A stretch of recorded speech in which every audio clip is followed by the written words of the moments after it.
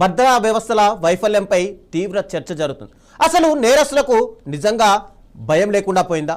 చట్టాలు కఠినంగా లేవా, లేక అమల్లో లోపాలేమైనా కనిపిస్తున్నాయి? ఖమ్మం ఘటన మన సమాజానికి ఎలాంటి హెచ్చరిక ఇస్తుంది?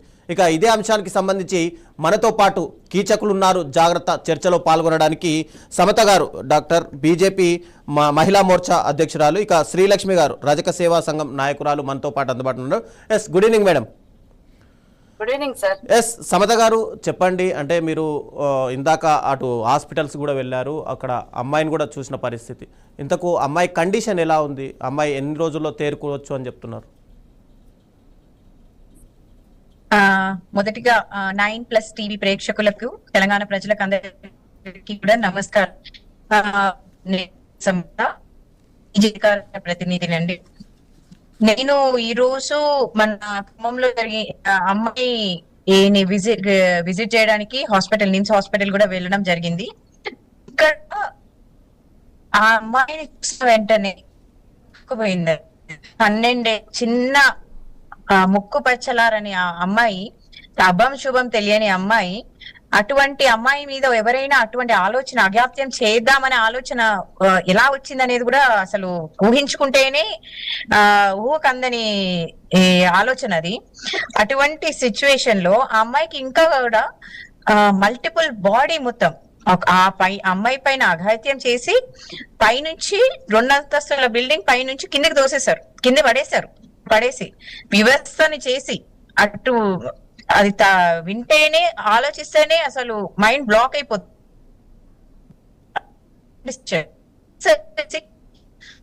మల్టిపుల్ ఫ్రాక్చర్స్, బాడీలో మల్టిపుల్ ఫ్రాక్చర్స్, చేతులన్నీ కూడా విరిగిపోయినాయి, స్పైనల్ కార్డ్ ఇంజురీ అయింది. స్పైనల్ కార్డ్ ఇంజురీ అయ్యి 2 కాళ్ళు కూడా పని చేయలేని పరిస్థితి అమ్మాయిది. సో ఇటువంటి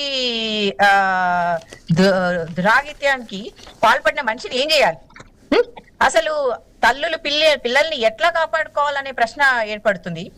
ఈ రోజు మనము నిత్యము ఎటువంటి పరిస్థితి అంటే తల్లిదండ్రి ఇద్దరు కూడా, హస్బెండ్ అండ్ వైఫ్ ఇద్దరు వెళ్ళి పనిచేస్తేనే గడవలేని పరిస్థితుల్లో పిల్లల్ని 24 గంటలు ఎలా కాపాడుకోవాలి? అది ఆడపిల్లలే కానీ మగపిల్లలే కానీ ఏజ్ తో సంబంధం లేకుండా 12 ఏళ్ల అమ్మాయి మీద ఒక అమ్మమ్మ ఇంటికి హాలిడేస్ అని ఒక వాచ్మెన్ గా వాళ్ళ నా అమ్మమ్మ తాతయ్యలు ఉంటున్నారు. సో ఒక 2 రోజులు సెలవులు ఉన్నాయి కదమ్మా, ఇంటికి అమ్మమ్మ వాళ్ళ దగ్గరికి వెళ్ళొద్దామని ఒక ఆశగా అమ్మాయి వాళ్ళ అమ్మమ్మ దగ్గరికి వచ్చిన అమ్మాయిని ఈ దుర్మార్గుడు, అసలు మనిషి అటువంటి కిరాతకుడు వాడు గౌస్ గాడు తీసుకెళ్ళి ముద్దాడతాడంట అమ్మాయిని ఆడుకునేప్పుడు. ఇంటికి తీసుకెళ్లి ఆమెకు మత్తు మంది ఇచ్చాడా, మరి అసలు ఏం చేశాడనేది కూడా అమ్మాయికి చెప్పలేని పరిస్థితి. ఇప్పుడు అమ్మాయికి తెలియట్లేదు ఏమైంది అమ్మా, నాకేమైందమ్మా అని అడుగుతుంది అమ్మాయి. ఏం లేదమ్మా, కింద పడ్డావు, మల్టిపుల్ ఫ్రాక్చర్స్, నీకు ఫ్రాక్చర్ అయింది, చేతులు నొప్పి వస్తున్నాయి అని చెప్తుంది. సో ఇంత అమానుషమా? అసలు ఆడపిల్లలు ఎలా బతకాలండి? ఆడవాళ్ళు ఏజ్ తో సంబంధం 60 ఏళ్ల ముసల్దాన్ పైన అసాల్ట్స్ జరుగుతాయి. 6 ఏళ్ల పిల్లను తల్లిదండ్రి పక్కన పడుకున్న అమ్మాయిని తీసుకెళ్లి అఘాయిత్యం చేస్తారు. అసలు ఈ భారతదేశంలో, ఈ దేశంలో ఏం జరుగుతుంది అసలు? తెలంగాణలో హోమ్ మినిస్ట్రీ కూడా సీఎం చేతిలోనే ఉంది. రేవంత్ రెడ్డి గారు ఇది సూటి ప్రశ్న అడుగుతున్నారు, మీరెందుకు విజిట్ చేయలేదండి? ఏం యాక్షన్ తీసుకుంటున్నారు? తీసుకెళ్లి వాడిని జైల్లో పెట్టామా? పాక్సో కేసు ఎందుకు పెట్టలేదు? 12 ఏళ్ల అమ్మాయి మీద 2 రోజులు ఆ కేసు బుక్ చేయడానికి ఆలోచించారంట. కేసు బుక్ చేయడానికి 2 days పట్టిందా మీకు? ఏం చేస్తున్నారు రేవంత్ రెడ్డి గారు? కాంగ్రెస్ ప్రభుత్వంలో హోమ్ మినిస్ట్రీ కూడా మీ చేతిలోనే ఉంది కదా. మహిళల రక్షణే అతి ముఖ్యమైనది. అటువంటి మహిళల రక్షణ మీద కూడా మీకు ఏ బాధ్యత లేకుండా ఏం చేస్తున్నారు? ఢిల్లీకి వెళ్ళి ఇంకోటి వెళ్ళి, ఫస్ట్ తెలంగాణలో చూసుకోండి, తెలంగాణలో సీఎం మీరు, ఢిల్లీకి వెళ్ళి హోమ్ మినిస్ట్రీ మీ దగ్గర పెట్టుకొని ఢిల్లీకి వెళ్ళి చేయాల్సింది కాదు. తెలంగాణలో మహిళలకు ఎంత సెక్యూరిటీ ఉంది, ఏం చేస్తున్నారు అనేది చాలా important. Samatha garu, as a doctor, hello Samatha garu, అంటే కొద్దిసేపు రాజకీయాలు పక్క పెడితే యాజ్ ఏ డాక్టర్ గా ఆ అమ్మాయి కోలుకోవడానికి ఇంకా ఎంత సమయం పట్టవచ్చు? అమ్మాయి కోలుకోవడానికి అసలు డాక్టర్ నాకు చాలా బాధేసింది. అసలు అమ్మాయి రెండు హ్యాండ్స్ లో కూడా మల్టిపుల్ ఫ్రాక్చర్స్ అయినాయండి. మల్టిపుల్ ఫ్రాక్చర్స్ అయినా స్పైన్ ఇంజురీ అయింది. స్పైన్ ఇంజురీ వల్ల బోత్ లిమ్స్, రెండు కాళ్ళలో పారాస్థీషియా, అంటే రెండు కాళ్ళు లేవవు. ఇప్పుడు అమ్మాయి లేచి నడవాలంటే కూడా చాలా సంవత్సరాలు పట్టే ఒక పరిస్థితి. ఇప్పుడు ఆమె 12 ఏళ్ల బాలిక, ఆమె లైఫ్ ఎట్లా లీడ్ చేయాలి? ఆమె లైఫ్ ఎలా లీడ్ చేయాలి?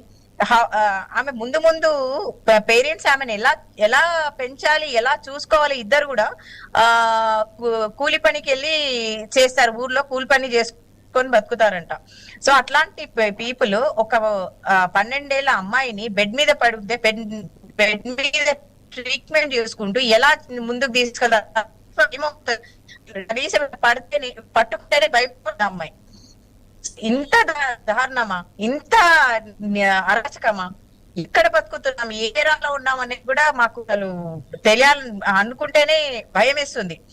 ఆడపిల్లలుగా మేము ఏ ఏజ్ వాళ్ళని సంబంధం లేకుండా ఏ ఏజ్ వాళ్ళని బయటికి వెళ్ళినా కూడా ఇబ్బందికరంగా ఉంది.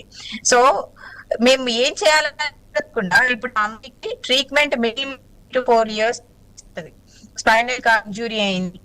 2 కాళ్ళు స్పర్శ లేదు. పారాస్థీషియా అంటే స్పర్శలు అసలు ఆమెకి మూవ్ చేతులు ఫ్రాక్చర్స్ అయినాయి.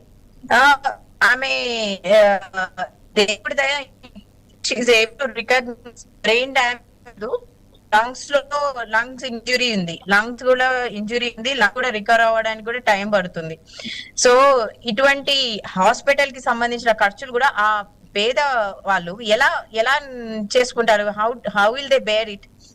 ఎట్లా బేర్ చేస్తారు? శ్రీలక్ష్మి గారు